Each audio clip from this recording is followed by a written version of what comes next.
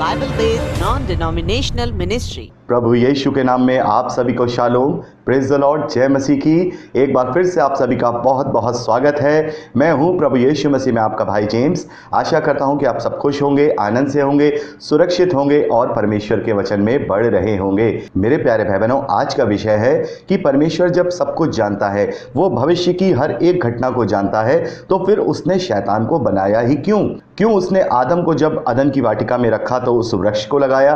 क्योंकि परमेश्वर तो सब कुछ जानता है, भविष्य की सारी घटनाओं को जानता है। तो जब वो सब कुछ जानता है तो उसने अदन की वाटिका में वो बुद्धि का वृक्ष लगाया ही क्यों उसने शैतान को उत्पन्न किया? वो तो जानता था कि शैतान उसके विरोध में कार्य करेगा, तो उसने क्यों ये सारी चीजें बनाई? तो मेरे प्यारे भाई बहनों, आज हम इसी बात का अध्ययन करेंगे कि परमेश्वर जब भविष्य को जानता है तो उसने इन सारी चीजों को बनाया ही क्यों। आगे बढ़ने से पहले मैं आप सभी को एक सूचना देना चाहता हूं। जैसा कि आप जानते हैं कि हमने एक नया अपना चैनल बनाया है जिसका नाम ब्रदर जेम्स है, और उसमें हम प्रकाशित वाक्य का वचन बाई वचन अध्ययन कर रहे हैं, जिसका पहला वीडियो हमने पिछले शुक्रवार को अपलोड किया था और कल हमने उसका दूसरा भाग अपलोड किया है, जिसमें हमने प्रकाशित वाक्य के दूसरे अध्याय और तीसरे अध्याय में जो कलीसियाएं हैं, जो 7 कलीसियाएं हैं, उनके विषय में अध्ययन किया है। मेरे प्यारे भाई बहनों, उसमें हमने बहुत ही डीपली अध्ययन किया है और मैं चाहूंगा कि आप उस संदेश को जरूर देखिए। उसमें आपको बहुत ही अच्छे से पता चलेगा कि प्रकाशित वाक्य में जो 7 कलीसियाएं हैं आखिर वो क्या हैं, और बहुत ही भेद की बातें भी वहां हमें पता लगेंगी। तो उस वीडियो का लिंक और जो शुक्रवार को हमने पहला भाग अपलोड किया था उसका दोनों का लिंक मैंने डिस्क्रिप्शन बॉक्स में दिया हुआ है। आप जाकर के उस संदेश को भी जरूर देखिएगा और हमारे नए चैनल को सब्सक्राइब करना नहीं भूलिएगा। साथ में बेल आइकन को भी दबा दीजिएगा ताकि जब भी हम उसमें वीडियो अपलोड करेंगे आपके पास नोटिफिकेशन पहुंच जाया करेगा। तो चलते हैं आज के विषय की ओर। मेरे प्यारे भाई बहनों, यशायाह नबी की पुस्तक उसका 46वां अध्याय उसके 10वें वचन में परमेश्वर यहोवा कहते हैं, मैं तो अंत की बात आदि से और प्राचीन काल से उस बात को बताता आया हूं जो अब तक नहीं हुई। मैं कहता हूं मेरी युक्ति स्थिर रहेगी और मैं अपनी इच्छा को पूरा करूंगा। तो मेरे प्यारे भाई बहनों, यहां पर परमेश्वर कहते हैं कि मैं अंत में होने वाली बातें, यानी कि भविष्य में होने वाली घटनाएं, यानी भविष्य में होने वाली सब बातों को पहले से ही तुम्हें बताता आया हूं।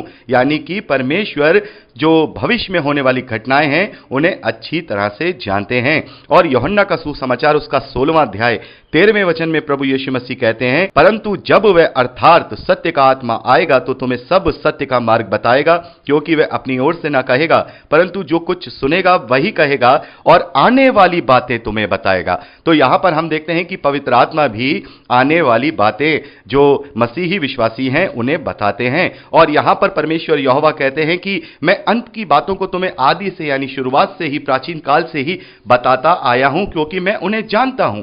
और प्रभु यीशु मसीह के विषय में हम देखते हैं मत्ती का सुसमाचार 24वां अध्याय, जब प्रभु यीशु मसीह के चेले उनसे कहते हैं कि हमें अंत के दिनों के कुछ चिन्ह बताओ, तो प्रभु यीशु मसीह उन्हें अंत में होने वाली घटनाओं को विस्तार से बताते हैं। तो इसका मतलब यह है कि परमेश्वर भविष्य में होने वाली प्रत्येक घटनाओं को जानते हैं। इसी से यह प्रश्न उत्पन्न होता है कि जब परमेश्वर भविष्य में होने वाली प्रत्येक घटना को अच्छी तरह से जानते हैं, वो जानते हैं कि यह शैतान जो मैं बना रहा हूं, यह शैतान मेरे ही विरोध में अपने सिंहासन को खड़ा करेगा, यह मेरा विरोध करेगा और यह मेरे विरोध में मेरी सृष्टि यानी आदम को बहकाएगा। तो फिर परमेश्वर ने शैतान को बनाया ही क्यों? क्योंकि वो सब बात भविष्य की जानता है। वो जानता है कि आगे चलकर इस शैतान को इसके अंजाम तक पहुंचाया जाएगा, उस गंधक की झील में डाला जाएगा जो इसके लिए बनाई गई है। तो फिर परमेश्वर ने उसे बनाया ही क्यों ये सारी चीजें उसने की। और हम देखते हैं कि जो आदम है, जब परमेश्वर ने उसे अदन की वाटिका में रखा है तो वहां पर परमेश्वर ने एक बुद्धि का वृक्ष लगाया और आदम से कहा कि तू इसके फल को ना खाना। और हम देखते हैं कि परमेश्वर तो भविष्य को जानता है, तो फिर उसने वहां पर वो वृक्ष लगाया है क्यों आदम को, जबकि वो जानता था कि ये पाप में पड़ जाएगा, तो वो उस वृक्ष को लगाता ही नहीं। तो मेरे प्यारे भाई बहनों, जब परमेश्वर भविष्य को जानता है तो उसने ये सारी बातें की क्यों? तो इस बात को अच्छी तरह से जानने के लिए पहले तो हमें समझना होगा कि हमारी बुद्धि और परमेश्वर की बुद्धि में जमीन आसमान का फर्क है। यशायाह नबी की पुस्तक उसका 55वां अध्याय उसके 8वें और 9वें वचन में परमेश्वर यहोवा कहते हैं, मेरे विचार और तुम्हारे विचार एक समान नहीं, तुम्हारी गति और मेरी गति एक सी नहीं है, क्योंकि मेरी और तुम्हारी गति में और मेरे और तुम्हारे सोच विचारों में आकाश और पृथ्वी का अंतर है। मेरे प्यारे भाई बहनों, पवित्र शास्त्र हमसे कहता है कि जहां मनुष्यों की बुद्धि समाप्त हो जाती है, उसके सोच विचार समाप्त हो जाते हैं, वहां से परमेश्वर की सोच शुरू होती है, वहां से परमेश्वर के विचार शुरू होते हैं। तो हमें इस बात को जानने के लिए कि परमेश्वर जब भविष्य को जानता था तो फिर उसने शैतान को क्यों बनाया, इसको हमें अपनी बुद्धि के लॉजिक से समझना होगा। मेरे प्यारे भाई बहनों, भविष्य तब भविष्य बनता है जब वो भविष्य में होने वाली घटना पूरी हो। जैसा कि मैं आपको एक एग्जाम्पल देना चाहूंगा कि यदि किसी बगीचे में मैं एक बीज को बो देता हूं तो वो बीज कुछ सालों में पौधा और पेड़ बनकर के फलवंत हो जाएगा, और वो तभी होगा जब मैं वहां पर बीज को वहां पर बोऊंगा। यदि मैं वहां कोई बीज नहीं बोऊंगा तो वहां कोई भी पेड़ वहां उत्पन्न नहीं होगा। इसको सही और सिंपल वे में समझने के लिए मैं आपको एक उदाहरण देना चाहूंगा। मान लीजिए मेरे पास एक ऐसी मशीन है जिसमें मैं भविष्य में होने वाली घटनाओं को देख लेता हूं, उसमें मैं सब कुछ जान लेता हूं कि भविष्य में होना क्या है। तो मैंने अपने बगीचे में एक बीज को बोया और बीज को बो करके मैं अपने घर में वापस आया और मैंने सोचा कि इसका भविष्य में देखता हूं कि ये आगे चल के फलवंत होगा या नहीं होगा। और मैंने अपनी मशीन को खोला और मशीन को खोल करके मैंने उसमें 25 साल के बाद का टाइम सेट करके फ्यूचर देखना शुरू कर दिया। और मैं वहां पर देखता हूं ये जो पेड़ है ये बड़ा हुआ और एक आंधी आई और आंधी में ये पेड़ मेरे ही घर पर गिर गया और मेरा घर पूरा टूट गया। तो मेरे प्यारे भाई बहनों, यहां पर हम देखते हैं कि यहां मैंने भविष्य को देख लिया। अब यदि मैं वापस जाकर के उस बीज को निकाल लूं और उस बीज को खत्म कर दूं तो क्या यह भविष्य अब खत्म हो जाएगा? मेरे प्यारे भाई बहनों, यह भविष्य खत्म नहीं होगा, क्योंकि भविष्य तभी भविष्य होता है जब वो घटना घटेगी। यदि वो घटना घटेगी नहीं तो फिर वो मशीन मुझे नहीं बताएगी। मान लीजिए मैंने अगर वो बीज निकाल लिया था तो उसका भविष्य यह है कि कभी भी वहां पर वो पेड़ उगेगा ही नहीं। जब वो वहां पर पेड़ उगेगा ही नहीं तो वो मशीन मुझे कैसे बताएगी कि भविष्य में यह हुआ है, क्योंकि मैंने तो वो बीज वापस निकाल लिया है। आपको ये बहुत ही लॉजिक से सोचना होगा, बड़े ध्यान से आप मेरी बात को समझिए।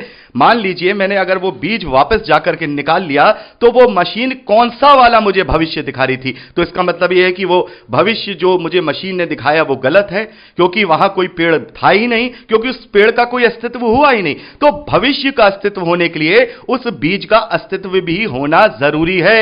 मेरे प्यारे भाई बहनों, ये आपको समझना होगा। शैतान को जब परमेश्वर बनाएंगे तभी तो कोई उसका भविष्य होगा। यदि शैतान को परमेश्वर बनाएंगे ही नहीं तो फिर परमेश्वर कौन सा भविष्य देखेंगे? जैसा मैंने आपको बताया कि वो जो भविष्य बताने वाली मशीन है, यदि उसने मुझे यह दिखा दिया है कि वो पेड़ उस पर गिर जाएगा, वो पेड़ मेरे घर पर गिर जाएगा, तो इसका मतलब यह है कि वो पेड़ उस बीज का नहीं है। क्योंकि जब हम उसी घटना को आगे देखेंगे तो हम देखेंगे कि मैंने तो वो बीज निकाल लिया था, लेकिन कहीं से और आकर के चिड़िया ने वो उस बीज को उस जगह पे डाल दिया और वो धीरे धीरे फलवंत हुआ और फलवंत होकर के वो बड़ा हुआ और बड़ा होकर के वो पेड़ वापस मेरे घर पर गिर गया। मैंने तो सोचा कि मैंने अपने बीज को निकाल लिया था तो मेरा घर बच गया, लेकिन भविष्य में अगर वो घटना मुझे दिखाई दी है तो उसका मतलब उसका होना जरूरी है। यदि वो घटना मुझे नहीं दिखाई देती तो इसका मतलब यह था कि मैं उस बीज को निकाल लेता हूं। यानी कि अगर मैंने उस बीज को निकाल लिया है तो भविष्य में होने वाली घटना कभी घटेगी नहीं,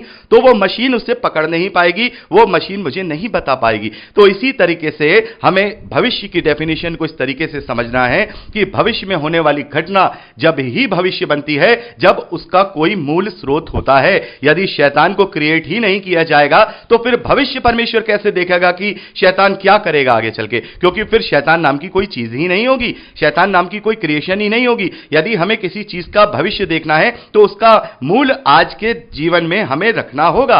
यदि हम किसी पेड़ का भविष्य देखना चाहते हैं तो हमें पहले उसका बीज डालना होगा। यदि परमेश्वर शैतान का भविष्य जानते हैं, परमेश्वर शैतान के भविष्य को देखते हैं, तो उसके लिए शैतान को उत्पन्न करना जरूरी होगा। यदि परमेश्वर ये जानते हैं कि आदम पाप करेगा तो उसके लिए परमेश्वर को पहले अदन की वाटिका में वो वृक्ष लगाना होगा, तभी तो वो उस भविष्य को देख पाएंगे। मेरे प्यारे भाई बहनों, बचपन में मैंने एक मूवी देखी थी और उस मूवी का नाम मुझे याद नहीं है, लेकिन उस मूवी का एक बहुत ही अच्छा एक बात जो है आज तक मुझे याद है। उसमें मैंने देखा था कि एक व्यक्ति था, वो एक लड़की से बहुत ही ज्यादा प्रेम करता है और वो उसके साथ शादी करता है और शादी करके वो घूमने जाता है और वो देखता है कि वो एक पार्क में बैठा है और वहां पर कोई आता है और उसे गोली मार करके चला जाता है और उसकी जो प्रेमिका है वो वहां पर मर जाती है। और वो व्यक्ति एक साइंटिस्ट था, बहुत ही मेहनत करके उसने एक टाइम मशीन बनाई और उसने इस वजह से एक टाइम मशीन बनाई कि मैं टाइम मशीन बनाऊंगा और मैं पास्ट में जाऊंगा और पास्ट में जाकर के अपनी गर्लफ्रेंड को मैं वहां नहीं ले जाऊंगा और इस तरीके से मेरी गर्लफ्रेंड बच जाएगी। तो ऐसे ही वो टाइम मशीन बनाता है और फिर वो टाइम मशीन में बैठकर पास्ट में चला जाता है जहां पर उसकी शादी होने वाली थी और वहां पर जाकर के वो क्या करता है, वो अपनी पत्नी को पार्क में नहीं ले जाता, बल्कि वो कहता है कि हम पार्क में नहीं जाएंगे, हम मार्केट जाएंगे। तो वो मार्केट जाने लगा और जैसे ही वो मार्केट जाने लगा तो वहां पर हम देखते हैं कि एक कार बड़ी स्पीड से आती है और उसकी पत्नी को एक्सीडेंट करके मार देती है।